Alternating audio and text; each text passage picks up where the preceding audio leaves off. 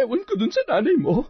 Basta bigla ka na lamang iniwan dito, tapos hindi na bumalik. Sana hindi na talaga siya bumalik, Chang. Hindi ko siya matatanggap. Wala siyang kwentang ina. Walang hiya ka, Ray. Sinira mong buhay ko. Ngayon matitikman mo ang aking ganti. Papatayin kita. Pinabarang mo ang anak mo. Sumagot ka, Annabel. Hindi ko alam na anak ko siya. Patawad, hindi ko alam. Sa Diyos ka humingi ng tawad, Annabel. Sapagkat sukdulan ang iyong kasamaan. Taon 2018. Samar. Lumaking walang magulang si Reynante. Patay na ang kanyang ama at iniwan siya ng kanyang inang si Annabel sa kanyang tiyahin noong siya ay sanggol pa lamang at hindi na siya binalikan. Ayaw kasing ipaalam ni Annabel sa kanyang magiging asawa na mayroon siyang anak sa pagkadalaga. Lumaki ang lalaki na salat sa pagmamahal ng magulang, kaya siya ay naging pariwara at barumbado. Tol! Tonyo! Takbo! Mga pulis! Nante, hintayin mo ako! Bilisan mo, baka mahuli tayo! Nagkandara pa sa pagtakbo ang magkaibigan. Pagdating sa maliit na eskinita ay mabilis naman silang lumiko at nakapagtago. Mabuti na lamang hindi sila ikinanta ng mga tambay nang tinanong yun ng mga pulis. Teka lang, bakit pati ako tumatakbo? Ikaw naman ang nagnakaw ng cellphone. Ewan ko sa'yo, bakit ka nga ba tumakbo? Langya naman talaga, oo. Dinamay mo na naman ako sa kalukuhan mo. Huwag ka na magalit. Mamaya ililibre kita ng kwek-kwek. Muntik na ako mahuli ng pulis, tapos kwek-kwek lang. Kwek-kwek lang muna. Saka na tayo kakain na masarap kapag nanalo ako sa bingo. Bingo? Sama ko, Tol, ha? Oo ba? Basta huwag ka magsusumbong kay Chang, ha? Paano naman ako magsusumbong? Pati naman ako laging pinapagalitan nun. Hayaan mo na, wag mo na lamang pansinin. Kahit tiyahin ko lang yun, parang anak na ang turing sa akin nun. Oo nga maswerte ka pa rin dahil meron kang tiyahin. Ako nga, simula nung nag-asawa ng ibang nanay ko, wala na talaga nag-alaga sa akin pareho kasing mga walang kwenta yung nagluwal sa atin Pasarap lang ng pasarap, pagkahirap na, pinabayaan na tayo.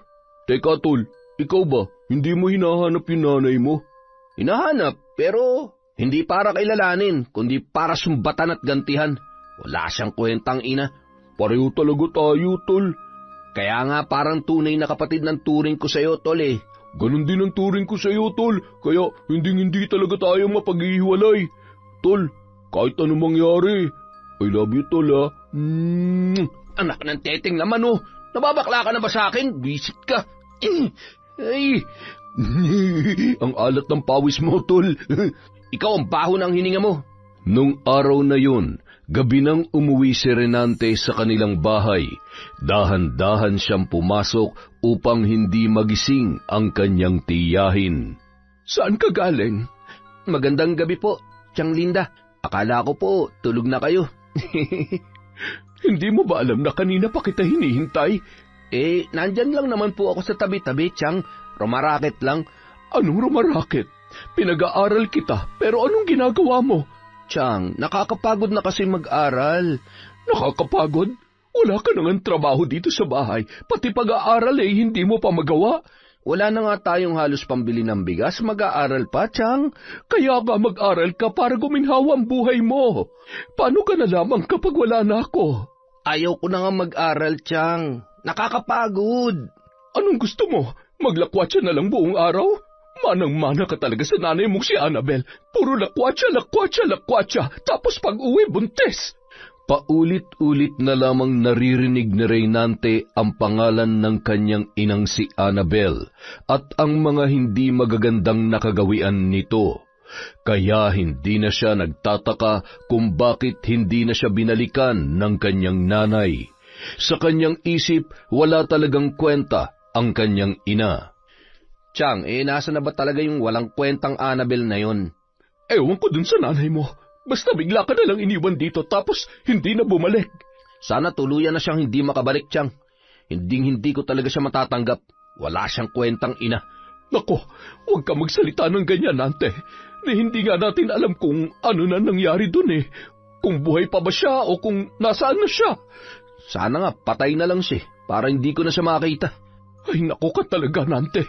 Kinikilabutan ako sa mga sinasabi mo. Matulog na nga lang tayo, Chang. Antok na ako eh. Ay... Araw-araw, ganoon ang sistema sa kanilang bahay, hanggang sa nasanay na lamang si Linda sa gawin ng kanyang pamangkin. Sumasakit lamang ang kanyang dibdib kapag sineryoso niya ang mga sinasabi ni Nante. Isang madaling araw, niyaya na naman ni Renante si Tonyo.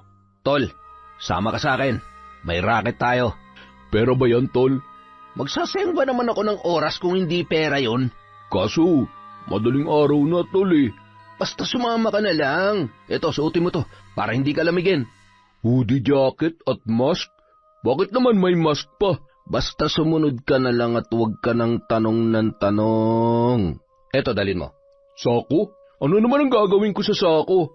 Anak ng teteng naman, oh. Tanong na naman. Basta sumama ka na lang. Tiba-tiba tayo rito.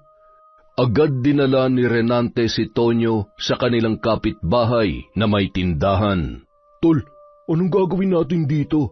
Racket nga, di ba? Papasukin natin yung bahay at tindahan ni Aling Tasing. Ang damot kasi niyan, ayaw akong pautangin kanina. Sira ka talaga. Paano pag nahuli tayo? Dilagot tayo sa may-ari at sa tiyang Linda mo. Walang natutulog dyan ngayon. At pag hindi mo hininaan yung boses mo, talagang mahuhuli tayo. Narinig ko sila kanina nung bumili ako. May lakad daw sila. Pambihira ka naman talaga, Tulo. Paano pag bumalik agad at naabutan tayo nun? Shhh! Tumahimik ka dyan, sasampalin na kita. Ang dami mong reklamo, basta ang alam ko, bukas na raw sila uuwi. Okay? Okay? Okay? Pinasok ni Renante ang bahay. Pagkatapos ay nilimas niya ang lahat ng naiwang pera, alahas at iba pang mamahaling gamit at inilagay sa kanyang backpack. Hindi rin niya pinalagpas ang mga mamahaling paninda ng matanda. Psst! Tonyo! Halika, pasok ka! Tulungan mo ako rito! Nagdadalawang isip ang kaibigan pero wala na siyang magawa dahil nandoon na rin siya. Tol, kinakabahan talaga ako eh. Di bilisan mo para makaalis na tayo kaagad. Oo, ito na. Bahala na. Pinuno nila ang kanilang dalang sako na halos maubos ang mga delata, gatas at iba pang mamahaling paninda na medyo magaan lamang. Tara na, Tol. Medyo marami-rami na to. Saan naman tayo didiretso, Tol? Tsaka mahuhuli tayo kapag dinala natin to sa atin. May kilala ko, Tol. Bumibili sila ng mga ninanakaw. Sila nang bahala na mag-dispose nito. Medyo mababa lang yung kuha nila pero ayos na rin yun kesa matunugan tayo ng mga kapitbahay natin. Iba ka talaga, Tol. Ang dami mong kapit. Ako pa ba? Matapos maisalya ang mga ninakaw, kumain ang magkaibigan at pagkatapos ay hinati nila ang kinitang pera. Diba sabi ko sa'yo, tiba-tiba tayo? Grabe, Tol. Ngayon na ako nakahawak ng ganito kalaking pera. Sa susunod, mas malaki pa dyan ang kikitain natin. Baka naman mapahamak tayo dyan, Tol. Huwag nating dalasan. Hindi pa humuhupa yung nervyos ko. Duwag ka talaga. Mas mabuti na yung araw-araw tayong rumarakit para tiba-tiba din tayo araw-araw. Hindi pa naman mauubos tong pera ko eh. Marami-rami pa to. Bumili ka ng chicks para maubos agad. Ayoko, Tol. Sayang lang ang pera dun. Ang sabihin mo, bakla ka. Duwag ka na nga, bakla ka pa. Ako yata yung tipo mo eh, ha? Kung pumapayag ka na ba na tayo na lang, bakit hindi? Baliw ka talaga. Pagkatapos kumain, umuwi na sila sa kani-kanilang mga bahay upang matulog.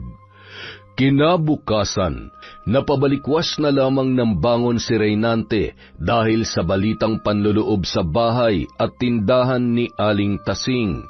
Naririnig kasi niya mula sa labas ang mga usap-usapan.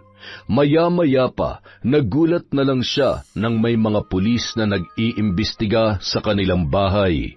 Magandang umaga po! Bakit po, sir? Anong maipaglilingkod ko sa inyo? May napansin po ba kayong ingay kaninang madaling araw? Naku, wala po, sir. Tulog na tulog po ako.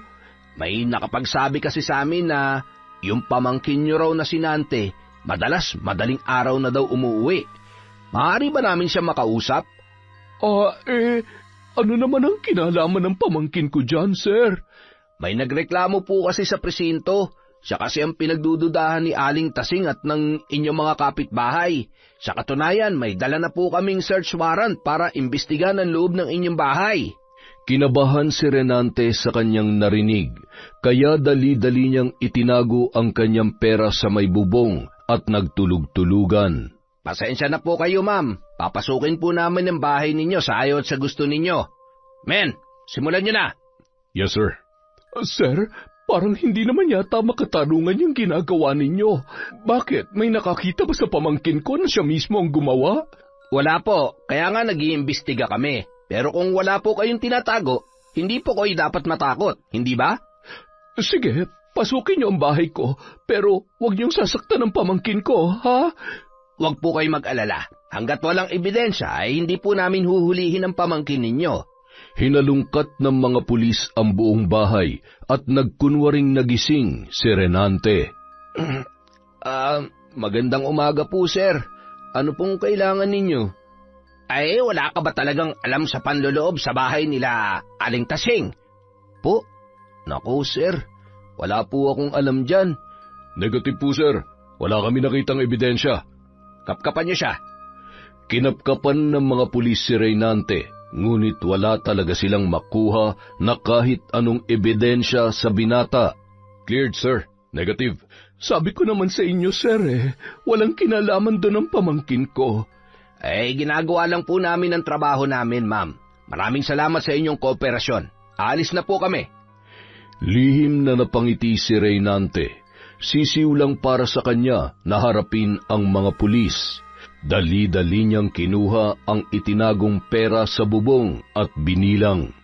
Lingid sa kanyang kaalaman ay nakita siya ni Linda. Saan galing ang pera mo? Shh! Huwag kang maingay, Chang. Baka marinig tayo ng mga pulis. Totoo bang ikaw ang nagnakaw sa tindahan ni Tasing? Hindi, Chang, ha? Bakit ko naman gagawin yun? Magsabi ka sa akin ang totoo, Nante. Chang, tumahimik muna tayo. Sa totoo lang, wala namang ibang magpapahamak sa akin, kundi ikaw lang eh. Saan nga galing ang perang yan? Sa mga racket ko, Chang. Nagtatrabaho ko dun sa palengke, ano ka ba naman? Ikaw, Nante, ha? Sa oras na malaman ko na may kinalaman ka sa panloloob kina Tasing, ako mismo magsusumbong sa iyo sa mga pulis. Hindi nga ako, Chang. Promise, cross my heart. Mamatay man lahat ng kapitbahay natin. O eto, sa inyo na yung 5,000 para mabayaran nyo na yung utang ninyo. Hindi man lubos na nagtitiwala sa pamangkin, pero napilitan siyang tanggapin ang pera dahil na rin sa kahirapan ng kanilang buhay. Sigurado kang hindi ito galing sa masama, ha? Oo nga, Chang. Paulit-ulit naman eh. Pagtimpla niyo ako ng kapit na makatulog na. Sa paglipas ng mga araw, nagpalamig muna ang binata. Alam niyang mainit siya sa mata ng kanyang mga kapitbahay at maging sa mga pulis. Pansamantala muna siyang rumaraket bilang utusan ng mayamang negosyante at nagtitiis sa kakarampot na kinikita. Hindi nagustuhan ni Nante ang pagmamaltrato sa kanya ng kanilang amo, lalo pa at hindi siya binabayaran ng tama. Buti pa sa iba ka na lamang magtrabaho, tol. Saka na ako lilipat, tol, kapag wala na silang pansahod sa akin. Imposible naman mangyari yan, tol. Ang daming-daming pera ng mga yun. Kaya nga ang dami nilang pera, kaya mamaya uubusin natin yun. Tol, kung ano-ano na naman yung pinaplano mo Huwag mo na lang ituloy yan. Baka pag nahuli tayo sa kulungan o sementeryo ng bagsak natin. Tingnan natin, tol, kung sinong pupulutin sa sementeryo. Tol, pas muna ako dyan. Natatakot talaga ako Ay nako, duwag ka talaga. Ngayon mo pa ba ako hindi sasamahan? Malaking isda to, tanga. Alam mo naman, tol, na maraming kapit yan. Kapag tayong nahuli, yari talaga tayo. Yan ay kung mahuhuli tayo. Kinagabihan, nagiinuman sina Nante at Tonyo. Nang medyo nag-iinit na sila sa alak, ay saka gumawa ng hakbang si Renante. Ano, tol? Handa ka na ba? Handa saan, tol? Anak ng teteng naman napaka-slow Saan pa? Eh di dun sa tindahan ng boss ko. Tol, sabi ko naman sa iyo, delikado tayo dun eh. Pero kapag nagtagumpay tayo, tol, hindi na natin kailangan magtrabaho ng ilang buwan. Pero tol, Wala nang pero, sasampa... ay, yayaman tayo pagkatapos nito. Habang lumalalim ang gabi, lalong nagiinit ang kanilang mga katawan dala ng pag-inom ng alak, kaya tila mas lalong nagkaroon ng lakas ng loob si Nante na gawin ang kanyang binabalak. Nakainom ka na. Dapat malakas na ang loob mo. Ano, G? sige tol, bahala na. Yun! Nadali mo, tol. Hindi na nag-aksaya pa ng panahon ang dalawa. Nagsuot sila ng hoodie jacket at mask. Pagkatapos ay nilusob ang bahay ng kanyang amo. Sa pagkakataong yun, mayroon na silang dalang baril at balisong. Nakahiram ng baril si Nante sa kanyang amo na pinagbebentahan nila ng mga nakaw. Umakyat sila sa bakod mula sa likuran. Siniguro nila na hindi sila mahuhuli ng gwardya na nagbabantay doon. Tol, natutulog yung isang gwardya, pero yung isa, hindi ko makita. Baka nagro-robing. Umanda ka, kailangan natin makuha yung susi. Wala tayong ibang madadaanan. Paano pag nagising yan, tol? Eh di paluin mo ng tubo. Tol, paano pag natuluyan? Eh di mas mabuti, wala na tayong iisipin. Naknon teteng naman oh, ginawa pa akong killer. Nanginginig ang tuhod ni Tonyo habang papalapit sa main door. Tulad ng kanilang inaasahan, bigla na lamang nagising ang gwardya at nagulat pa ito nang sila ay makita. Bumunot yun ng baril, ngunit mabilis na napukpok ni Nante sa sentido ng 2 beses, dahilan upang yun ay mahimatay. Agad binusalan ni Nante ang bibig noon at iginapos. Pagkatapos ay binuksan na nila ang tarangkahan. Tol, pasok! Oo, tol. Nagpalinga-lingang pumasok si Tonyo at pagdating sa loob, agad nilang hinanap ang kwarto ng boss ni Reynante. Hindi nila yun mabuksan dahil nakalak sa loob. Tol, parang mahihirapan tayong makalabas dito. Ngayong kapakinabahan, nandito na tayo sa loob. Paano natin mapapasok ang kwarto ng boss mo sarado yan sa loob? Eh di katukin natin, para siya na mismo magbukas. Kinatok ni Nante ng malakas ang pintuan, na alimpungatan naman ang taong nasa loob. Galit na galit yon dahil naistorbo ang kanilang pagtulog ng kanyang asawa. Galit na galit din bumangon ang babae at binuksan ang pinto. Magtatatalak sana yon nang bigla na lang yon tinutukan ng baril ni Nante sa bibig. Huwag kang gagalaw, pera lang ang kailangan namin. Huwag mo sasaktan ang asawa ko. Ibaba mo ang baril mo. Ilabas mo na ang pera, kundi sasabog ang bungo nitong asawa mo. Nandyan ang pera sa loob ng drawer. Kunin ninyo. Sinenyasan ni Nante si Tonyo na kunin ang pera habang nakatutok pa rin ang kanyang baril sa ulo ng babae. Agad namang nilimas ni Tonyo ang pera at inilagay sa kanyang dalang bag. Tara na, tol. Sandali lang, tol. Patutulugin ko lang ang mga to. Anong gagawin mo? Biglang sinuntok ni Nante ang sikmura ng among babae, dahilan upang mapaimpit yon sa sakit. Pinukpok pa niya ng baril ang ulo noon, kaya naman nahimatay. Anong ginawa mo sa asawa ko? Hindi inaasahan ni Nante na manlalaban ang among lalaki, kaya nagkaagawan sila ng baril at natanggal ang kanyang face mask. Nante, bakit mo to ginagawa sa amin? Dahil maramot ka magpasahod. Agad na binaril ni Nante ang among lalaki ng 3 beses, dahilan upang bawian yon ng buhay. Tol, bakit mo pinatay? Wala sa usapan natin yan. Nakilala kasi ako, tol. Tara na, sibat na, bilisan mo. Nagkandara pa sa pagtakbo ang magkaibigan. Samantalang hindi nila inaasahan na darating ang isang gwardya at tinanggalan ng tali ang isa pa. Nang makita silang papalabas na, ay nagkaroon ng barilan sa pagitan nila, habang si Tonyo ay nagkukubli lamang. At dahil malakas ang loob ni Reynante, hindi siya nagpapatinag sa dalawa, kaya mabilis lang yung bumulagta sa sahig. Tol, tara na! Tila lumipad ang espiritu ni Tonyo dahil sa kanyang nakita. Sa takot niyang mahuli, madali lamang niyang natalon ang bakod, samantalang si Reynante ay pasimple lang na dumaan sa gate. Bago pa man nakarating ang mga pulis ay nakalabas na sila sa lugar at nakalayo na para paghatian ang nanakaw na pera. Ayos, ang dami nito. Paldo-paldo tayo, tol. Pero tol, Nante, hindi kaya tayo mapahamak? Baka isumbong tayo, nakita yung mukha mo eh. Paano naman siya magsusumbong? Yatap na yon. Oo nga no, pero natakot talaga ako kanina, tol.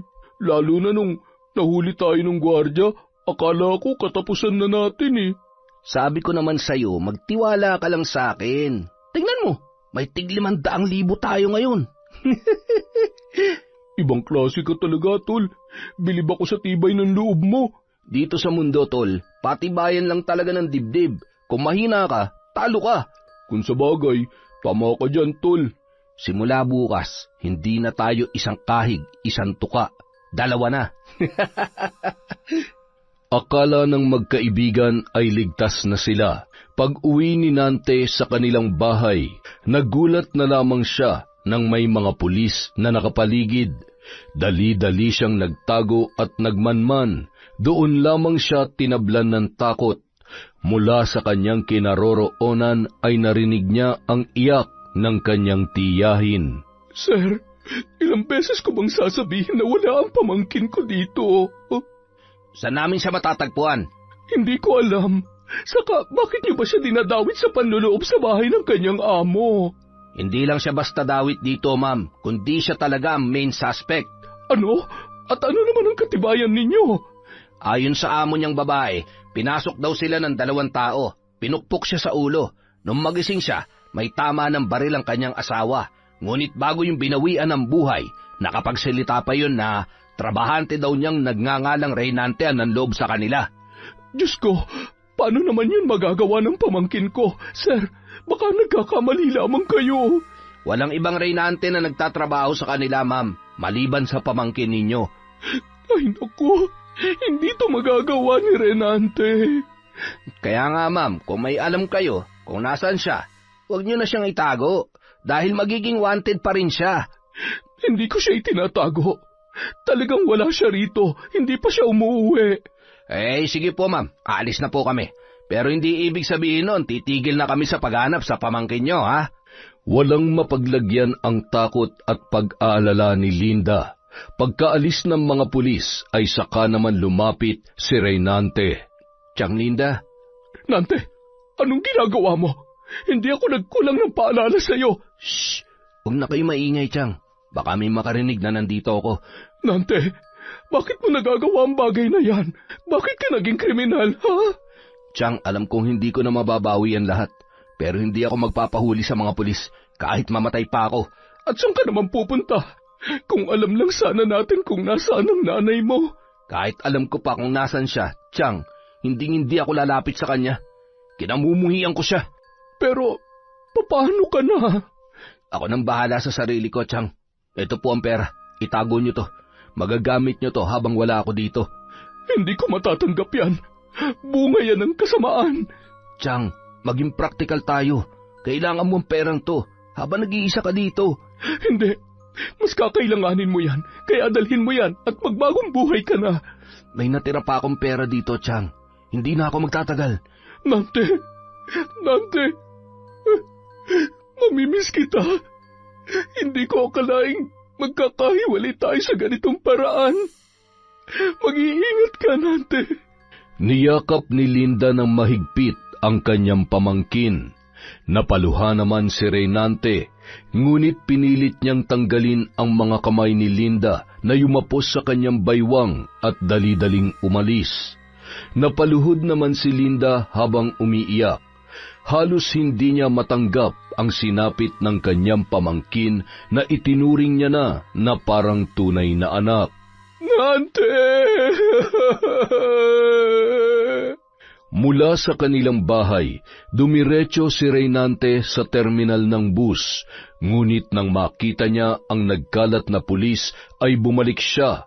Sumakay ng tricycle at pinakyaw papunta sa karatig na lungsod at doon siya sumakay ng minivan papunta sa Ormoc City. Paglampas nila ng tulay ng San Juanico ay tila nabunutan na siya ng tinik, hanggang sa makarating siya sa lugar sa ganap na 9:00 ng umaga. Pagdating doon ay dumiretso na siya sa isang hotel upang magpahinga. Samantala, sa lugar nila sa Samar ay patuloy na pinaghahanap si Reynante ng mga pulis hanggang sa nakarating kay Tonyo ang balita, kaya dali-dali siyang pumunta sa bahay ng kanyang kaibigan. Aling Linda, nasaan po si Nante? Tonyo, wala nang kaibigan mo. Patay na siya? Hindi, ano ka ba naman? Hindi ko alam kung saan siya nagpunta. Mabuti na lang, tinakot niyo naman ako. Buti nakatakas siya. Ang sabi ng mga pulis may kasama siya. Ngayon, Tonyo, umamin ka sa akin. May kinalaman ka ba sa nangyari? Naku, wala po, Aling Linda. Wala po akong kinalaman dun. Kaya nga po nandito ako para magtanong eh. Magsabi ka ng totoo. Aling Linda naman, alam niyo naman na sunod-sunuran lang ako sa pamangkin ninyo. Kaya pakiusap po. Huwag niyo po akong isusumbong sa mga pulis. Sabi ko na nga ba eh. Wala naman talaga akong kasalanan. Wala akong pinatay o sinaktan man lang. Si Nante talagang gumawa ng lahat. Bakit mo siya hinayaang gawin yon? Aling Linda, maniwala po kayo sa akin. Hindi ko po talaga ginusto ang nangyari. Pinilit lamang po ako ni Nante. At pumayag ka naman. Hindi niya inisip na maaari kayo mapahamak. Ilang beses ko po yung sinabi sa kanya, pero ayaw niyang makinig. Napakalakas po ng kanyang loob. Sa katunayan po, may baril po siyang dala at ang galing-galing po niya. Daig pa nga po niya si Robin Padilla eh. Loko ka talaga, Tonyo. Seryosong usapan to eh. Huwag mo ko idaan sa kalokohan. Totoo naman po talaga yung sinabi ko eh. Pero mali pa rin ang pananaw niya sa buhay. Lahat na lang ay idinadaan niya sa dahas. Tingnan mo kung ano nangyari ngayon. Mapapahamak siya. Kaya nga po, naaawa talaga ako sa kaibigan ko eh. Saan na kaya siya nagpunta? Yun din ang inaalala ko, Tonyo. Nag-aalala ko para sa kanya. Hayaan niyo po, Aling Linda. Kapag tumawag sa akin yun, sasabihin ko agad sa inyo. Maraming salamat, Tonyo. Ibig sabihin po, hindi niyo na ako isusumbong sa mga pulis. Bilang kaibigan ng pamangkin ko, hindi ko rin magagawang isumbong ka sa mga pulis. Pero nakikiusap ako sa iyo. Tigilan niyo na ang paggawa ng masama. Pangako po yan, Aling Linda. Magbabagong buhay na po ako. Aasahan ko yan, Tonyo. Paglipas ng 2 buwan, paubos na ang pera ni Reynante kaya naisipan niyang humanap ng trabaho. Isang araw, nakasalamuha niya ang isang mayamang matandang negosyante na nasiraan ng sasakyan sa daan, kaya hindi siya nagdalawang isip na tulungan yun. Okay na yan, boss. Salamat talaga, bata. Siya nga pala, anong pangalan mo? Ako nga po pala si Ray, boss. Ano naman ang trabaho mo? Naghahanap pa nga po eh. Kayo po, boss, baka kailangan nyo ng alalay. Aba, tamang-tama. Naghahanap ako ng lalaking kasama sa bahay. May sweldo na, libre pa sa lahat ng bagay. Talaga, boss? Oo, basta ba hindi ka mamimili ng trabaho? Naku, boss, kahit ano. Basta lang may pagkakitaan ako. Saka, maayos na rin yung stay-in para naman hindi na ako mangungupahan ng bahay. Taga saan ka nga pala? Taga Samar po ako, boss. Napadpad lamang ako rito para maghanap ng trabaho. Abay, kababayan mo pala ang asawa ko.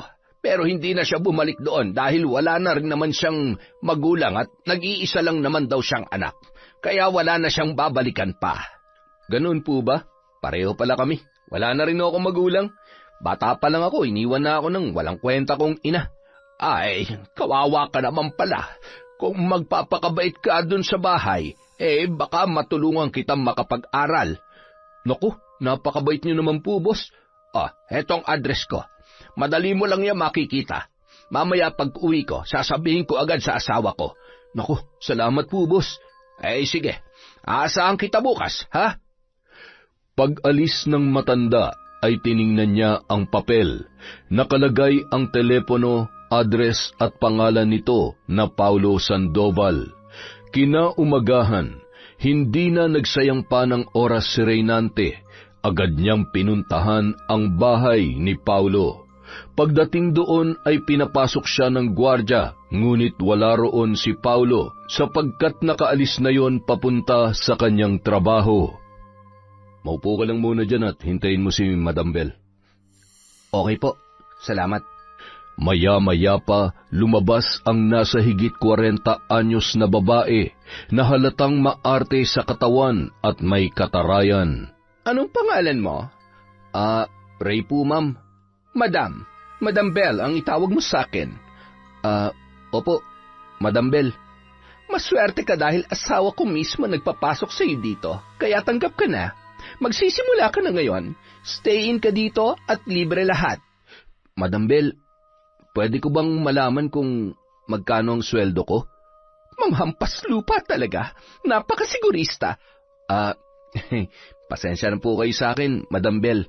Well, kung sweldo lang ang pag-uusapan natin, maayos magbigay ang asawa ko. 10,000 a month para sa nagsisimula pa lamang. 10,000? Naku, ayos na po yan. Inutusan ni Bell ang kasambahay upang ituro ang kwarto ni Reynante.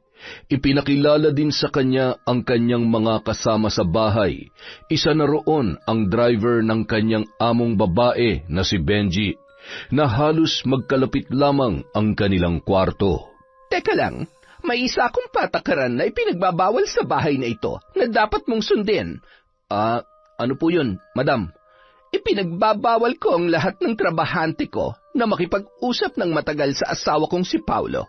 At higit sa lahat, bawal din ang pakikipagchismisan sa loob ng pamamahay ko. Naiintindihan mo? Opo, madam. Mabuti na yung malinaw. Kinahapunan, dumating ang kanyang among lalaki. Halatang malaki ang agwat ng edad nito sa kanyang asawa. Sa tansya niya ay senior citizen na ito kumpara sa babae na mukhang nasa 40 anyos pa lamang. Good evening, hon. Good evening. Kumusta ang araw mo? Well, masaya. Tamang shopping lang sa mall at nood ng sine. Kasama mo bang mga kaibigan mo? Hindi, Han. Bodyguard driver lang ang kasama ko, si Benji. Dalawa lang kayong nanood ng sine? Yes, Han, pero hindi kami magkatabi. Ano ba namang klaseng tanong yan? Wala akong iniisip na masama. Ang sa akin lang baka kasi kailangan mo ng mga kaibigan para mas mag-e-enjoy ka. May tiwala naman ako sa iyo, Han. Salamat. Basta huwag ka lang mag-iisip ng masama. Makakasira yan sa relasyon natin. Para kay Reynante, parang may mali sa kanyang mga narinig. Naisip niya na tila inuutulang ng kanyang among babae ang matandang asawa nito. Maya-maya pa, nakita siya ng matanda. Ray, mabuti at pumunta ka rito. Opo, boss. Kailangan ko po kasi talaga ng trabaho Sige, feel at home at good luck sa trabaho mo. Salamat po, boss. Han, bakit hindi sir ang tawag niya sa'yo? Para ka namang mafia niyan. Hayaan mo na, Han, para maiba naman. Sige, magbibihis lang muna ako sandali. Pumasok na ang matanda sa kwarto habang si Bell ay lumapit naman kay Reynante. Hoy, ikaw? Bakit po, madam? Akala mo ba hindi ko napansin na nakikinig ka sa usapan namin mag-asawa kanina? Naku, hindi po, madam. Wala po akong narinig. Kapag ikaw hindi sumunod sa pamamalakad ko dito, malilintikan ka sa akin. Naintindihan mo? Opo, madam. Alis. Unang gabi ni Reynante ay naninibago siya sa kanyang kwarto. Hindi agad siya makatulog, kaya lumabas muna siya saglit upang manigarilyo. Nagulat na lang siya nang masipatan ng tingin ang kanyang among babae na nagmamadaling pumasok sa kwarto ng driver nito. At dahil siya ay nagdududa, umikot siya sa madilim na likuran kung saan bukas ng kaunti ang jealousy na bintana. Doon niya nakita ang kahalayan ng kanyang among babae at ng driver nito na mas bata pa sa kanya. Madam Belle, bakit ka pumunta rito? Benji, namiss kita agad. Paligayahin mo ako. Sigurado ba kayo na tulog na yung matanda niyong asawa? Oo, nilagyan ko ng sleeping pills yung kape niya. Ang galing mo talaga, madam. Naiinis kasi ako doon kapag hindi matutulog eh. Puro na lang himas ang magagawa. At kung may magawa man, ilang segundo lang hinihingal na. Kaya nandito ka ngayon. Hinahanap-hanap mong katikasan ko, no? Tama ka. Kaya paligayahin mo ako, Benji. Hindi na ako makatulog kapag hindi kita nakakasama sa gabi. Masusunod, madam. Paliligayahin kita hanggang sa pareho nating maabot ang langit. Natawa na lamang si Reynante sa kanyang nasaksihan. Naisip niya na hindi talaga siya nagkakamali sa pagkakakilala sa kanyang madam. Malandi ito at inuutulang ang kanyang asawa. Kinaumagahan, maaga siyang gumising at naglakad-lakad sa labas. Masama naman ang titig ni Benji sa kanya pagkatapos ay sinita siya nito. O ikaw, kabago-bago mo lang dito, akala mo kung sino kang parelax-relax dyan ah. Bakit? Bawal ba? Ba, akala mo kung sino kang makasagot dyan ah. Bakit? Sino ka rin ba? Amo ka ba rito? Tapang mo ah, hindi mo ba ako kilala? Siyempre kilala. Driver ka ng kotse sa umaga? Sa gabi naman, driver ka rin ng... Sa galit ni Benji, inatake niya si Reynante at tinamaan ito ng suntok sa muka. Nanlaban naman ang lalaki kaya nagkagulo sa labas. Tinawag ng kasambahay na si Christy ang gwardya upang humingi ng tulong. Nakarinig naman ng ingay ang mag-asawang amo kaya lumabas na rin ang mga yon. Anong nangyayari dito? Paano kasi itong bago niyong boy, napakahambog? Ako pa ngayon ang hambog. Hoy, ikaw kabago-bago mo lang dito, nakikipag-away ka na? Hindi po naman ako nauna, madam. Kahit na, dapat irespeto mo pa rin si Benji dahil mas nauna siya sa'yo dito. Opo, madam. Humingi ka ng tawad sa kanya dahil kung hindi, palalayasin kita ngayon din. Napilitang humingi ng tawad si Reynante kay Benji. Natakot kasi siya na palayasin ng kanyang among babae. Palagi kasing yun ang nasusunod dahil wala namang kaalam-alam ang matanda na niloloko lang siya ng kanyang asawa. Hindi rin pwedeng magsalita si Reynante lalo pat wala siyang maipapakita na sapat na ebidensya. Pagkaalis ng among matanda, naghari-harian na naman si Benji na akala mo ay may-ari ng bahay. Pagkatapos mo dyan sa garden, linisin mo yung banyo ko sa likuran ha. Banyo mo yon? Bakit hindi ikaw maglinis? Ba, kanina pa ako nagigigil sa iyo ah.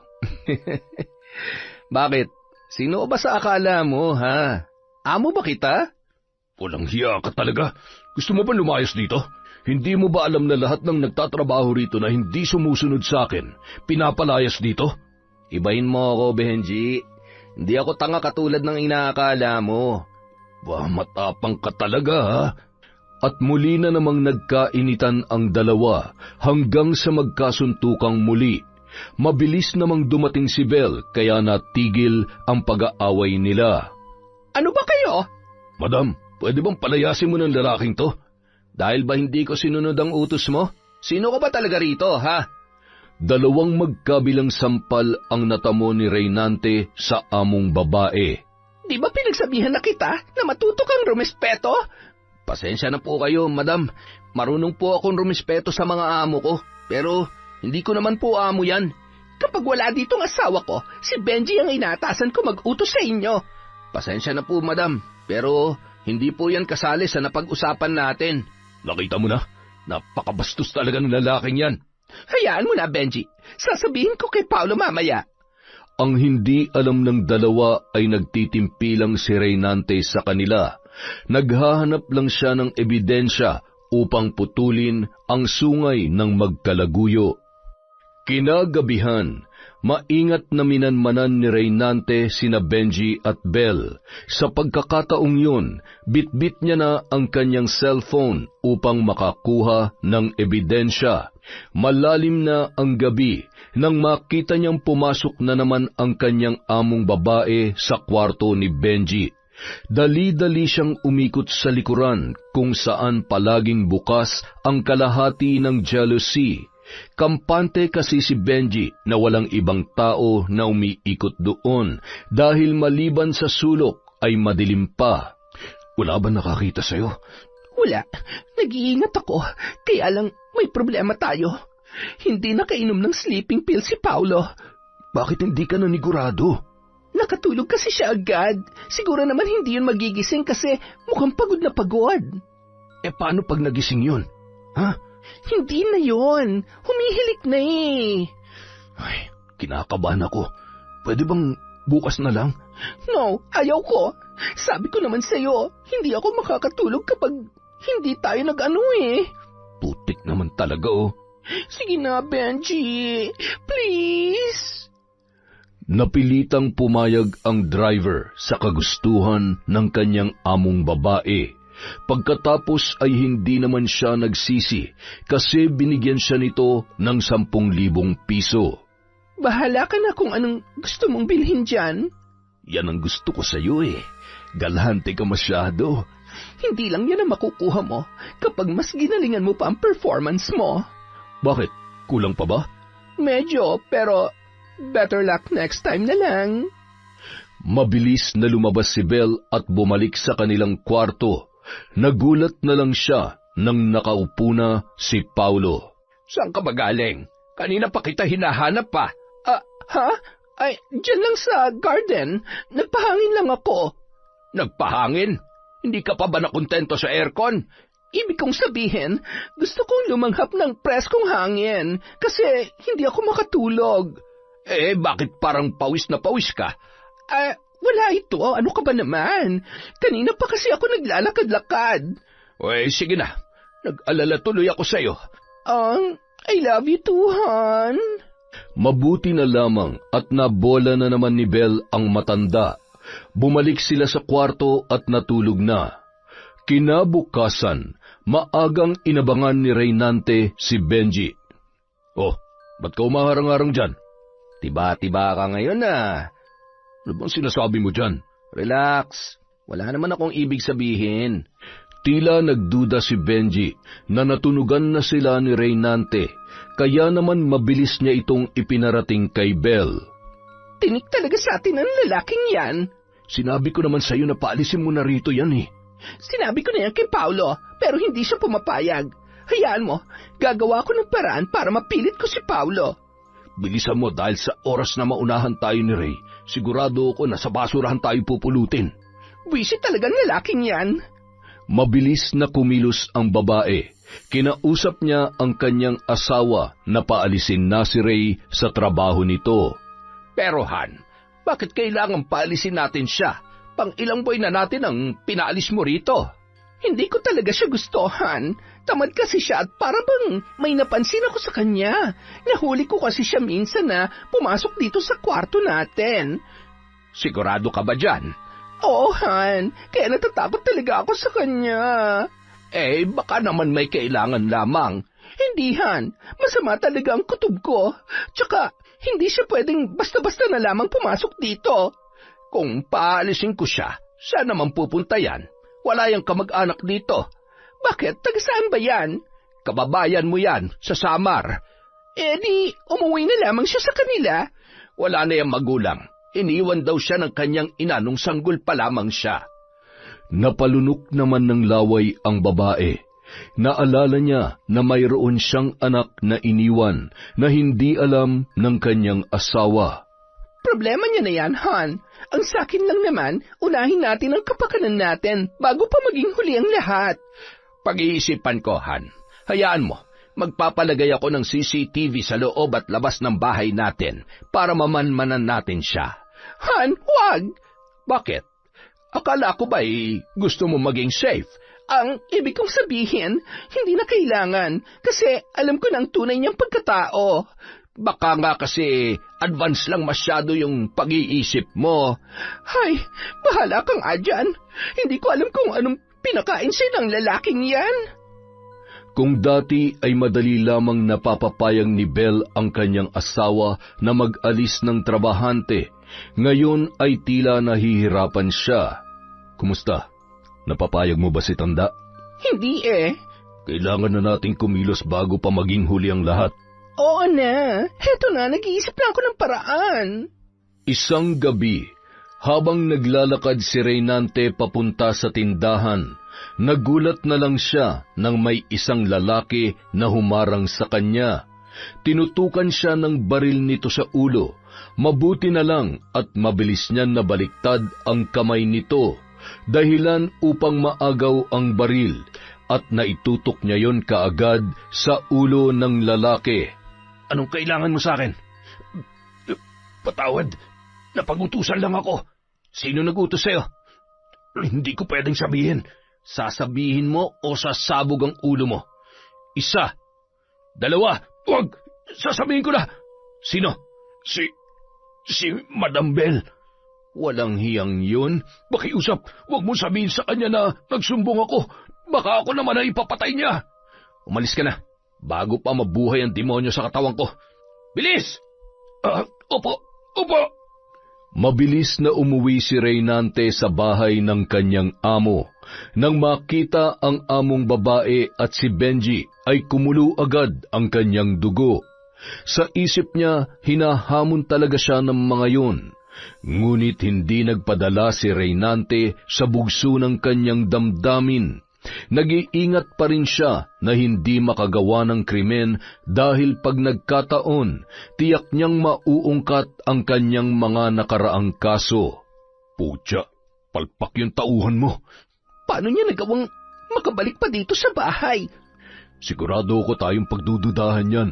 Kung hindi kumantay yung inutusan ko, siguradong inosente pa rin tayo sa kanyang paningin. Sigurado naman ako na hindi kakanta yun. Alam niya kung anong mangyayari sa kanya. Natigil ang pag-uusap ng dalawa nang biglang lumabas si Paulo. Agad nilang iniba ang kanilang usapan. Han, nandyan ka pala. Halika rito.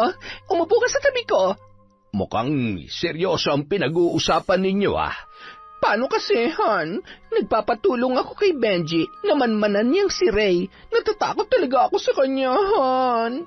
Sinabi ko naman sa'yong magpapalagay ako ng CCTV camera para mamanmanan natin ang kilos niya. Ay, baka rin naman nagkakamali ka lang, Han. Huwag na nga, Han. Hindi na kailangan yon. Nandito naman lagi si Benji. Oo nga po, sir. Bilang bodyguard driver, obligasyon ko pong bantayan ang seguridad ni Madam Belle. Salamat, Benji. Maaasahan ka talaga sa lahat ng oras. Para kay Belle, madali lamang paikutin ang ulo ng kanyang asawa.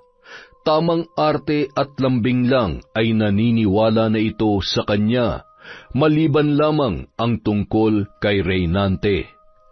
Kinabukasan, mas lalo pang nanggigil sina Belle at Benji dahil araw-araw nilang nakakasalamuha si Reynante sa bahay, samantalang ang lalaki ay tahimik lang na sumusulyap-sulyap sa kanila.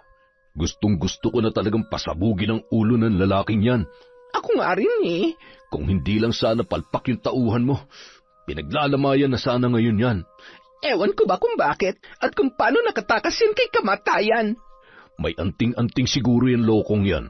Tingnan ko lang sa susunod kung hindi pa rin yan palalayasin ni Paulo. Kung ano man yung balak mo, gawin mo na agad at siguruhin mo na. Kinagabihan, habang natutulog si Paulo, naglabas ng maraming pera si Belle at kinalat sa ibabaw ng drawer. Lumabas siya at tinawag si Reynante. Ray, tulungan mo si Paulo. Po? Bakit po? Ano po nangyari? Parang inatake yata siya. Samahan mo ako sa kwarto namin. Mabilis silang tumakbo papunta sa kwarto ng mag-asawa. Pagpasok nila sa loob, ay biglang isinara ni Belle ang pinto at nagsisigaw. Tulong! Tulong! Agad namang nagising ang matanda at nagulat nang makita si Reynante sa loob noon. Ano nangyari? Ray, bakit nandito ka sa kwarto namin? Han, yung pera, balak niya nakawin. Buti na lamang at nagising ako. Boss, hindi totoo yan. Han, nagulat na lamang ako nung pagising ko nandito na siya sa loob. Boss, pinapasok po ako ni Madam Bell dito dahil inatake daw po kayo. Sinungaling! Reynante, hindi ako makapaniwala na magagawa mo ito sa akin. Nagsasabi po ako ng totoo, boss. Yang asawa niyo po ang sinungaling. Gusto niya po akong i-frame up. Ikaw ang sinungaling! Magdanakaw! Kinuha ni Paulo ang kanyang lisensyadong baril at itinutok yon kay Reynante. Boss, huminahon po kayo. Malaki ang respeto ko sa inyo dahil kayong kumupkup sa akin sa lugar na ito. Kaya hindi ko kayo kayang taluhin. Anong ibig sabihin nito, Ray? Totoo ang sinabi ko na pinapunta ako ng asawa niyo dito dahil inatake raw kayo. Pero pagdating ko po dito, nagkalat na yung pera at bigla na lang siyang sumigaw. Huwag ka maniwala sa kanya, Han. Matagal ko nang sinabi sa'yo na iba talaga ang kutob ko sa lalaking yan. Nagsasabi po ako ng totoo, boss. At anong dahilan? Bakit yan gagawin ng asawa ko sa'yo? May natuklasan po ako na hindi nyo nalalaman. Ano yon? Huwag ka maniwala sa kanya, Han. Asawa mo ako, kaya sa akin ka maniwala. Palayasin mo na yan ngayon din. Sandali lang, Han. Bibigyan ko muna siya ng pagkakataong magpaliwanag. Kinuha ni Reynante ang kanyang cellphone sa kanyang bulsa upang ipakita ang kanyang mga nakuhang ebidensya. Nanlaki naman ang mga mata ni Bell. Hoy, lalaki! Ano na naman yung pakulo mo, ha? Patunay sa mga panloloko mo kay boss. Nakaramdam ng kaba ang amo niyang babae. Naisip niya na baka tunay na may ebidensya na hawak si Reynante. Ray, please! Huwag mo nang lasunin ang utak ng asawa ko! Masyado mo na akong inaagrabyado, madam. Alam kong may balak kang ipapatay ako. Ray, hindi yan totoo! Kaya please, huwag mong sirain ang relasyon namin ni Paulo! Hindi nakinig si Reynante sa pagmamakaawa ng kanyang among babae. Ipinakita niya sa kanyang among lalaki ang kanyang nakuhang video. Maya-maya, bigla na lang itong sumigaw at nagpaputok ng 2 beses. Mapapatay kita, Annabel! Nagulat si Reynante nang marinig ang pangalang Annabel. Kapareho kasi yon ng pangalan ng kanyang ina. Han, patawarin mo ako, Han. Please! Lumayas ka dito! Lumayas kayong dalawa ng kabit mo bago ko pa kayo mapatay! Han, wag! Please! Ayusin natin to, Han! Lumayas ka at wala kang madadala kahit 1 sentimo! Han, maawa ka sa akin! Huwag mong gawin sa akin to! Mamili ka! Lalayas kayo rito o ipapakulong ko kayo! Nang marinig ni Benji ang ingay sa loob, dali-dali siyang lumapit upang alamin kung ano ang nangyayari. Naggulat na lang siya nang makita na nakaluhod si Bell sa harap ng kanyang asawa na umiiyak. Ano nangyayari dito? Nang makita ni Paulo si Benji, walang pagdadalawang isip na binaril niya yon. Mabuti na lamang at hindi ito napuruhan at mabilis na nakatakbo papalabas. Susundan pa sana yun ni Paulo, ngunit hinarang siya ni Annabel. Han, wag! Hayaan mo na siya! Pinuprotektahan mo pa talaga ang lalaking yon? Lumayas ka na, Annabel! Magsama kayo ng kabit mo! Hindi kita iiwan, Han! Paano ka kung wala ako? Hindi na kita kailangan! Ang kapal ng pagmumukha ninyong lokohin ako sa loob ng pamamahay ko! Hindi, Han! Hindi ako aalis dito! Bahay ko rin to! Wala ka nang makukuha sa akin! May karapatan ako dito dahil asawa mo ako! Isang malakas na sampal ang natamo ni Annabel mula kay Paulo. Mamili ka! Lalayas ka o ipapakulong ko kayo ng kabit mo! Han, maawa ka sa akin!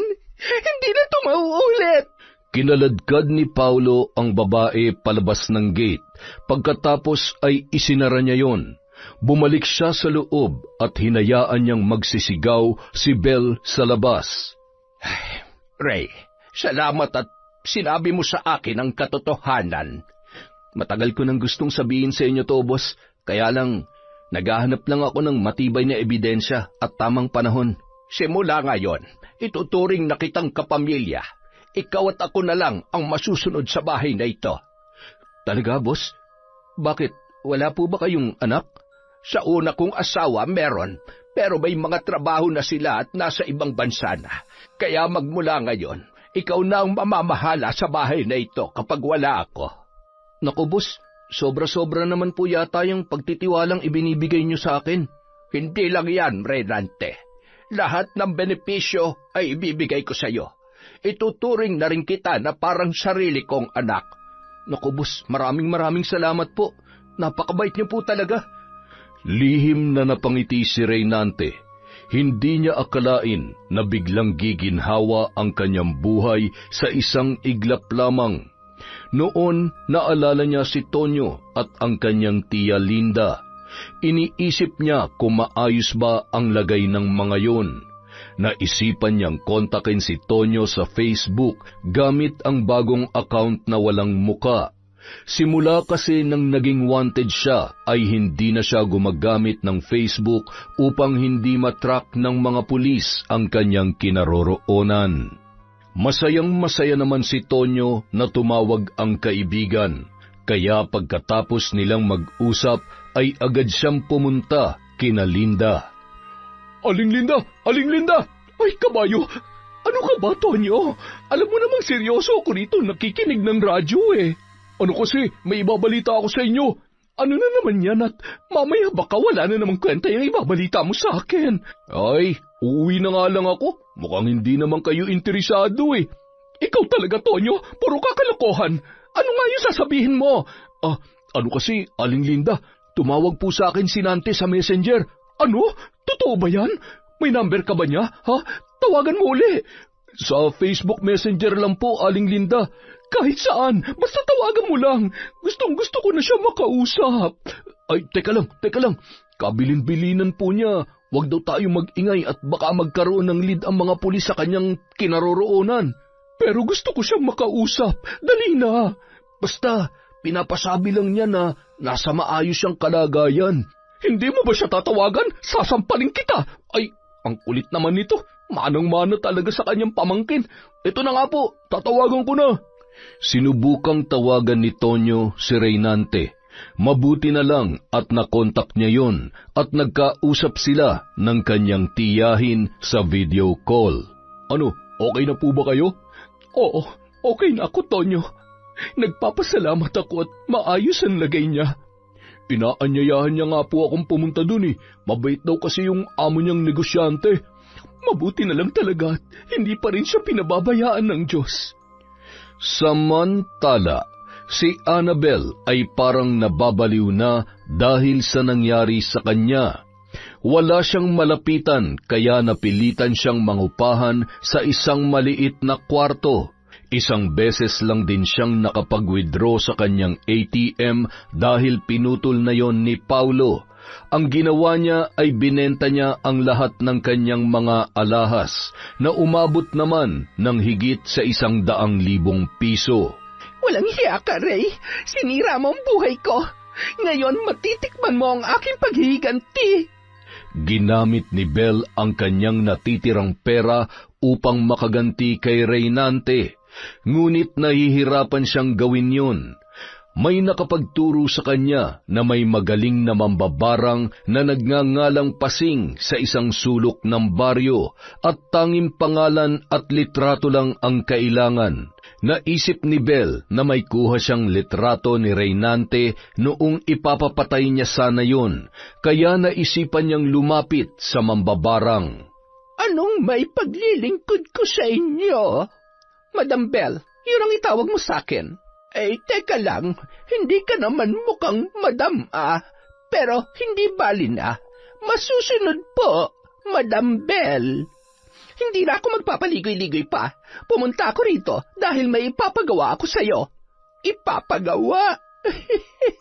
Alam mo bang hindi ako basta-basta kumikilos kung walang bayad? Sige, magkano yung bayad na kailangan mo? 20,000 para sa pagpapahirap at 50,000 para sa diretsong pagkamatay. Nag-isip ng mabuti ang babae. Alam niyang madaling mauubos ang kanyang pera kapag magbabayad siya ng 50,000. Hetong 10,000, pahirapan mo lang muna. Akala ko ba gaganti ka? Bakit hindi mo na lang tuluyan upang mawala na ang tinik sa buhay mo? Huwag ka mag-alala, pupunta rin tayo dyan. Sige, isulat mo ang totoo niyang pangalan dito. Nako, Ray lang ang pagkakakilala ko sa kanya eh. Anak naman ng teteng, oo. Pumunta ka rito na walang alam. Litrato, baka may dala kang litrato dyan. Meron akong litrato. Heto, mabuti naman. Ngayon, ano ang gusto mong gawin natin sa kanya? Pahirapan mo ng husto. Gawin mo sa kahit na anong paraan. Masusunod, Madam Belia. Nagsagawa ng sagradong ritual ang matanda. Nagsindi ng itim na kandila at kinuha ang isang garapon na may laman na isang maliit na ahas. Nilagay din niya sa altar ang litrato ni Reynante at umusal ng hindi maunawa ang orasyon. Pagkatapos ay pinakawalan ang ahas. Tapos na ang orasyon, Madam Bell. Yun lang? Paano ko nakasisiguro na epekto yon?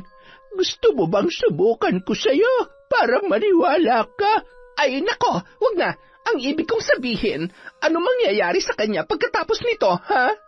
Hanggat walang gumagamot sa lalaking pinabarang mo, maghihirap siya hanggang sa mamatay. Gaano katagal bago siya mamatay? Depende sa kanyang pananampalataya, pero matagal na ang 3 buwan. Ha, tama lang yan. Maghihirap muna siya bago mamatay. Pero wag kang pakasisiguro dahil maraming albularyo na gumagamot ngayon ng barang at maaari nilang ibalik sa'yo ang sumpa. Ano? 10,000 para sa panangga mo. Pineperahan mo ba ako? Hindi kita pinipilit. Nagsasabi lamang ako ng totoo. Baka kasi magsisi ka sa huli. Baka ikaw pang mamatay dahil sa sumpang ibinigay mo sa kanya. Napaisip ng mabuti si Bell sa sinabi ng mambabarang, kaya napilitan niyong magbigay ng 10,000. Huwag mo yang tatanggalin sa katawan mo. Depensa din yan sa mga barang, kulam at masasamang elemento na gustong manakit sa'yo. Sige, salamat. Hindi na rin ako magtatagal dito. Matapos umuwi ni Bell, abot tainga ang ngiti ni Aling Pasing. Malaking pera ang nakuha niya kay Bell sapagkat dinoble niya ang kanyang presyo. Maraming salamat, madam, ha? Makapagbingo nga muna. Ang dami nito.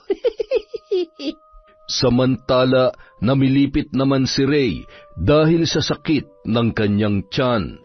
Halos gumulong na ang lalaki dala ng kanyang nararamdaman. Ray, ano nangyari sa'yo? Ang sakit ng tiyan ko, boss. Para pong merong gumagalaw sa loob. Ano ba nakain mo? Teka, tatawag lamang ako ng ambulansya upang madala ka sa ospital. Maya-maya pa, isinugod na si Reynante sa ospital. Pinasamahan siya ni Paulo sa kanilang kasambahay na si Christy. Lumipas ang 3 araw, wala pa ring makitang dahilan ng pananakit ng kanyang tiyan. Inaagapan lamang ito ng pain reliever. 1 linggo siya na nasa ospital, ngunit wala pa ring nangyayari. Kaya pinauwi na lamang siya sa bahay at nag-hire na lang ng private nurse si Don Paulo para mag-alaga sa kanya. Kumusta ka na, Ray? Nag-aalala ko sa iyong kalusugan. Salamat po, boss. Pero para pong mamamatay na ako. Hindi, Ray. Hahanap ako ng expert na doktor upang magamot ka. Huwag na, boss. Magsasayang lang po kayo ng pera sa akin. Ray, nangako ako sa iyo na ituturing kitang pamilya, kaya ipapagamot kita hanggang sa gumaling ka. Salamat po, boss. Napakabuti niyo po sa akin. Samantalang ang aking ina, hindi man lang ako naalagaan simula pagkabata ko. Ano bang pangalan ng nanay mo? Ipapahanap ko siya. Wag na po, boss. Namulat akong walang ina, kaya mamamatay din akong walang ina. Reynante, kailangan mo lumaban para gumaling ka. Opo, boss. Makalipas ang 1 buwan, nangayayat na si Reynante, ngunit wala pa ring doktor na nakapagpagaling sa kanya. Isang araw, nagulat na lamang ang lahat sa biglang pagdating ni Belle. Madam Belle, umalis na po kayo dito. Mahigpit pong ipinagbawal ni Sir Paulo na pumasok kayo rito. Bahay ko to kaya may karapatan ako rito. Madam, nakikiusap po ako. Kapag hindi kayo umalis, mapipilitan kami tumawag ng pulis.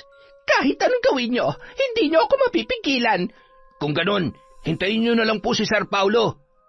Matagumpay na nakapasok si Belle sa loob ng bahay.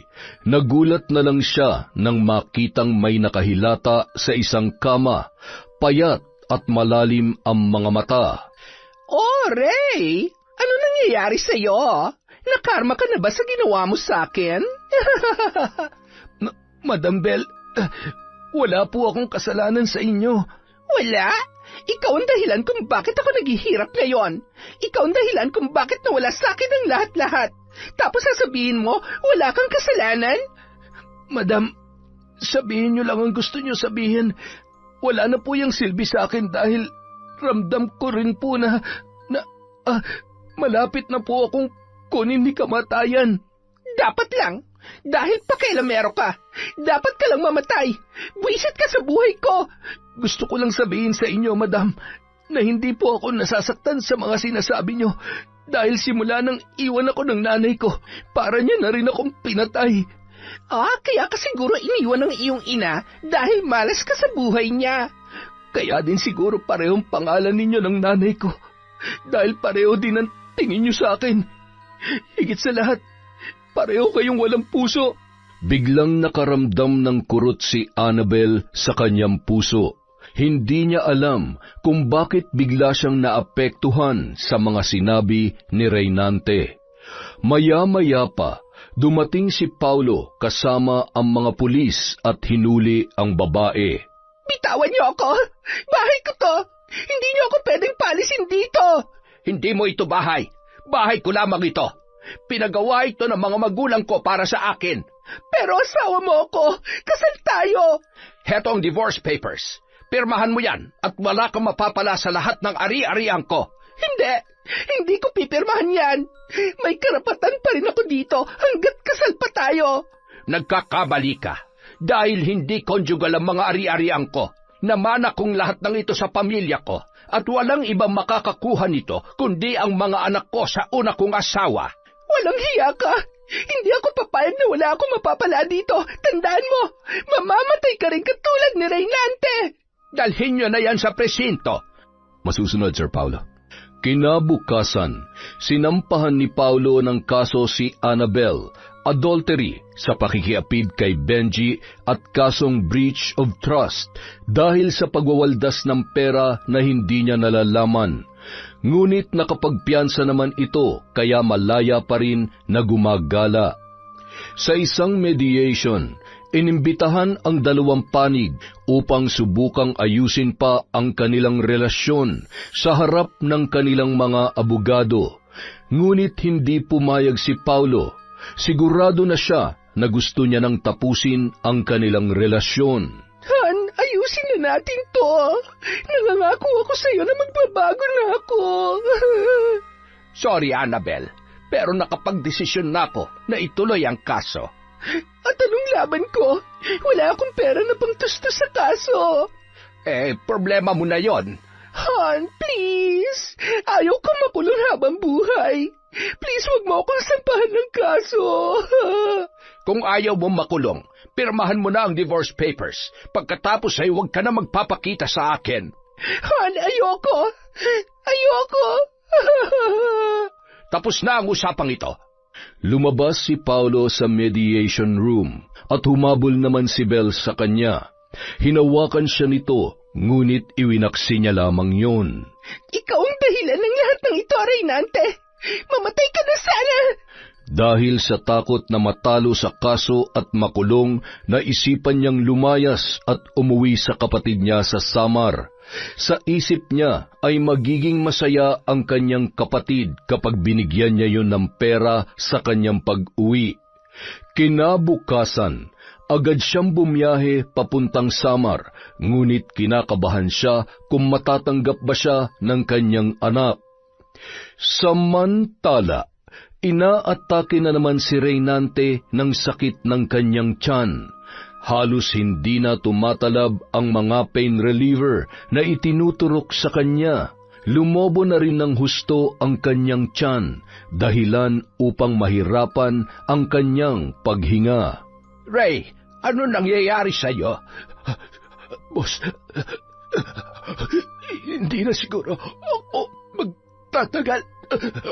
Nurse! Oxygen! Bilis! Mabilis namang kumilos ang nurse, dahilan upang maagapan si Reynante. Ray, kailangan mong lumaban. Hahanapin pa natin ang nanay mo. Wag na, boss. Nagsasayang ka lang ng oras sa walang pusong babaeng yun. Pero Ray, ito na lang ang tawagan mo, boss. Ang kaibigan kong si Tonyo para makarating sa tiyang Linda kong nangyayari sa akin. At kung sakaling mawala na ako. Ray, hindi ka mamamatay. Tatawagan ko ang tiyahin mo, pero maaari bang sabihin mo sa akin ang pangalan ng nanay mo? Annabel. Annabel? Anong apelyido? Hindi na nakapagsalita si Reynante dahil inatake na siya ng labis na pananakit ng tiyan. At dahil na-immune na siya sa kanyang mga gamot, ay muli na naman siyang isinugod sa ospital. Samantala, nakarating na si Annabel sa Samar. Hindi niya maunawaan ang kanyang nararamdaman. Pagdating sa bahay ng kanyang kapatid, ay nagulat na lang siya sa sumalubong sa kanya. Walang hiya ka? Bakit ka pa umuwi dito? Ate, patawarin mo ako. Natatakot kasi ako dati na hindi ako matatanggap ng asawa ko. Oras na malaman niya may anak ako. Sana hindi ka na lamang bumalik. Nasaan ang anak ko, ate? Anak? Hindi mo alam kung ano nangyayari sa anak mo. Lumaki siyang barumbado dahil puno ng galit ang kanyang puso dahil sa'yo. Nasaan siya, ate? Gusto ko siyang makita. Matagal nang wala ritong anak mo. Nakapatay siya at wanted siya sa lugar na ito. Bakit, ate? Bakit mo siya hinayaan? Isang malakas na sampal na naman ang tumama sa muka ni Annabel. Hindi ako nagkulang sa anak mo. Ikaw ang dahilan kung bakit naging pariwara siya. Ilang sandali pa, bigla namang dumating si Tonyo. Aling Linda! Aling Linda! Tonyo, bakit? Si Nante, may masama nangyayari sa kanya. Ano? Opo, tumawag yung amo niya. Isinugod daw nila si Nante sa ospital. Diyos ko, ang pamangkin ko. Nasaan siya? Puntahan natin siya. Kailangan ko siya makita. Di ba sinabi ko na sa'yo na wala siya dito? Nasa Ormoc siya, naglayas. Ormoc? Teka lang, sino ka ba? At bakit nakikisali ka sa usapan namin? Huwag mo siyang pansinin, Tonyo. Pupunta tayo ng Ormoc sa lalong madaling panahon. Sasama ko. Sino ka ba talaga? Bakit ka sasama? Ako ang nanay ni Nante. Nagpapatawa ka ba?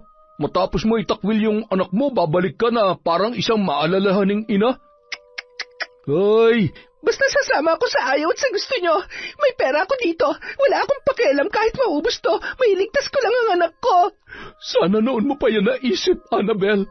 Ate, bigyan mo ako ng pagkakataon na makabawi sa kanya. Please, ate. Kahit ngayon lang. Kung ganun, ano pang hinihintay natin? Tayo na! Sige, mag-empake lamang ako. Mabilis silang bumiyahe papunta sa Ormoc. Gabing-gabi na nang sila ay makarating. Dumiretso sila sa ospital kung saan nakakonfine si Reynante. Pagdating doon ay nasa loob siya ng ICU at hanggang sa labas lamang sila ng kwarto. Maya-maya pa, dumating na si Paulo. Paulo, anong ginagawa mo rito? May pasyente ako dyan, si Reynante. Ikaw, anong ginagawa mo dito? May pasyente din kami dito. Makalipas ang ilang sandali, tinawagan ni Paulo ang kaibigan ni Nante. Nagulat na lang siya dahil tumulog ang telepono ng lalaki na kasama ni Annabel. Ikaw ba yung kaibigan ni Reynante? Opo, boss.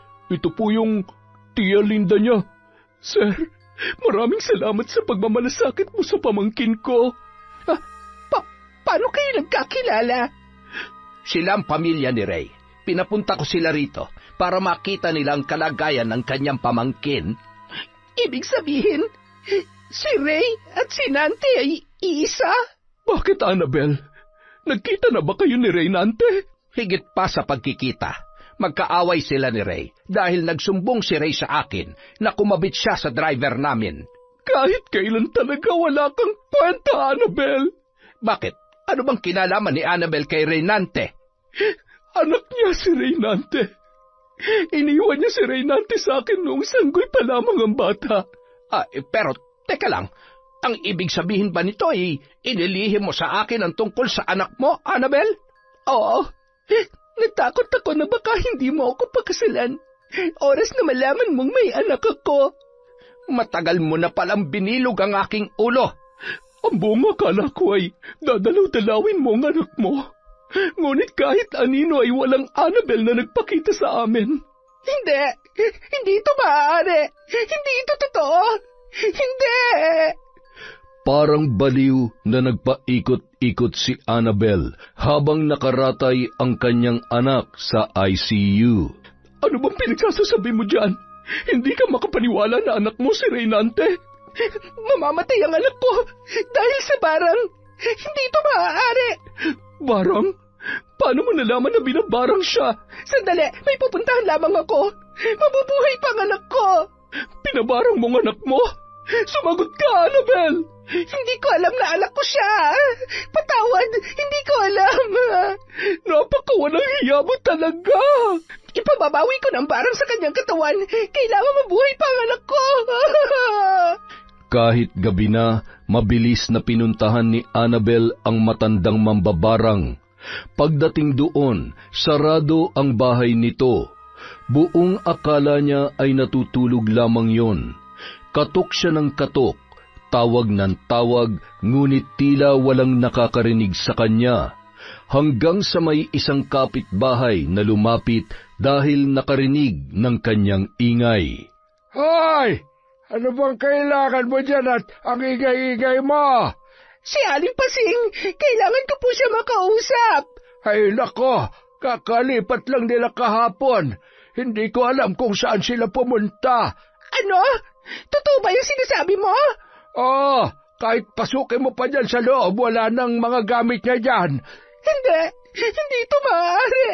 Manong, may alam ka bang marunong manggamot ng barang? Magbabayad ako kahit magkano. Mabuhay lamang ang anak ko. Nako, pasensya ka na, Iha. Si Pasing lang ang makakasagot sa mga tanong mo. Bumalik ka na lamang bukas at magtatanong-tanong tayo kung saan siya lumipat. Mabilis na bumalik si Annabel sa ospital. Pagdating niya roon ay nag-aagaw buhay na ang kanyang anak. Habang sa isang tabi ay nag-iiyakan naman sina Aling Linda at Tonyo. Patawarin mo ko, anak. Hindi ko alam. Maya-maya pa, nagpapanik na ang mga doktor at nurse. May nag-aayos ng oxygen, may nagtuturok ng gamot, at may nagche-check ng vital signs. Gumamit na rin sila ng ECG at defibrillator upang maibalik sa normal ang pagtibok ng puso ng pasyente. 3 beses na inilapat ng doktor ang defibrillator sa dibdib ni Reynante, ngunit hindi na talaga bumalik ang pagtibok ng puso ng binata. Sumuko na ang mga doktor at sinabi na wala ng pag-asa ang pasyente. Reynante! Tol, bakit mo ko iniwan, Tol? Nante, Patawarin mo ko, anak ko. Maya-maya pa, nagkagulo na lang ang mga doktor at nurse sa loob ng ICU. May nakita kasi silang maliit na ahas na lumabas sa bibig ni Reynante. Kasalanan mo to, Annabel. Napakawalang hiya mo talaga. Hindi matanggap ni Annabel na siya ang dahilan kung bakit namatay ang kanyang anak. Sa haba ng panahon na hinayaan niya ito, sa ganitong paraan pa niya makikilala. Reynante! Anak ko! Huli na ang lahat, Annabel. Pagsisisihan mo habang buhay ang ginawa mo sa kanya. Ate, patawarin mo ko. Sa Diyos ka humingi ng tawad, sapagkat sukdulan na ang iyong kasamaan. Sa tulong ni Paulo na ihatid sa Samar ang bangkay ng binata, binigyan din niya ng sapat na pera si Linda para pantustos sa kanilang pangangailangan. Pagkatapos ng libing, bumalik agad si Annabel sa Ormoc upang harapin ang kaso na isinampa ni Paulo sa kanya. Sa unang pagdinig pa lamang ng korte, inamin na lahat ni Annabel ang kanyang mga kasalanan, kaya madali lamang natapos ang kanilang kaso. Agad siyang pinatawan ng kaparusahan ng pagkakakulong sa kasong adultery at reklusyon temporal o 20 taon na pagkakabilanggo. Sa isip naman ni Annabel, kulang pa ang kanyang buhay upang mabayaran ang lahat ng kanyang mga kasalanan. Yon! Isa na naman pong malupit na kwento mula sa Kwentong Enteng. Maraming salamat po sa inyong walang sawang pagsubaybay at pagmamahal sa channel natin. Kaya naman, love na love din po kayo ni Enteng. Maraming salamat po at dahil dyan, babawi tayo ng shoutout. Simulan po natin kay Boss Rodrigo Gonzales. Hi kay Dimples Yumi. Shoutout kay Belen Malbas, kay Filipina Palsario, Shauma TV, Josie Aniban, Chris Alcantara, kay Marie Balangon, Ma'am Tess Gutierrez, Rona Jane of H2O Agency. Hi din po kay Robert Crimen, kay Manisan Mamot Mapadtaya, Amparo Ludovico, Lerma Bo, Luz Viminda Bautista, Ira, Faith from Rogen Faith Lozada of Cabala Union. Hi po kay Rovelyn Kadungog. Hi kay Virgie Latorre, kay Robbie Rodriguez, kay Boss Mando Dumangas. Hi po kay Lydia Arnisto, kay Lane Cardiente. Hi din po kay Princess Fernandez, Eddie Cinco. Shout out kay Finky Rusi 14, Mary Jane Mina, Kat Burglar Cutie, kay Trisha Cose. Hi po sa Krampatana at Silvestre family from Joanna Krampatana. Hi kay Re Basil, kay Marites Nalica, kay Edgardo Fontanilla, kay Teresa Barcelona. Hello po kay Maria Dimple Galantes, kay Irene Sevilla, kay A. Lane. Hi kay Noylene Villahermosa. Hello kay Zane Axel Renada. Hi kay J.D. Esteves, kay Mea Espiritu, Angelina Ignacio. Hi sa Agodo family at kay Grace Agodo from Liza Agodo. Hi po kay Jocelyn Samson. Hello kay Colalona, kay Princess De Leon ng Antipolo. Hello din po kay Annelyn Agpoon ng Binalonan, Pangasinan from John Chris.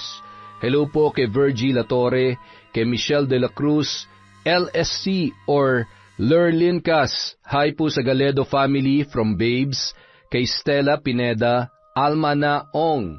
Hello din po kay Criselda Sotil, kay Sean Samuel Sebastian from Chonchamcheb.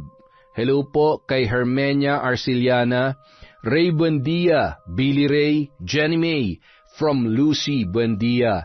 Hi po kay Gemma Jane Gaugano, Lito Masilang, Christine Victorino from Hong Kong. Hi kay Glenda Gilado, kay Lalaine May, Valerie Joy Nadal, Janet Castillo, Rosemary Casonete, Marenila Cervantes. Hi po kay Ruth Ann Migano, kay Vicky Yabut, kay Christine Joy de la Cruz, at kay Neja Castillo. Yung mga hindi po natin nabanggit, meron pa po tayong mga susunod na videos. Maraming salamat po ulit sa walang sawang pagsuporta sa Kwentong Enteng. Eng. Eng. Eng. Eng. Eng. Eng. Eng.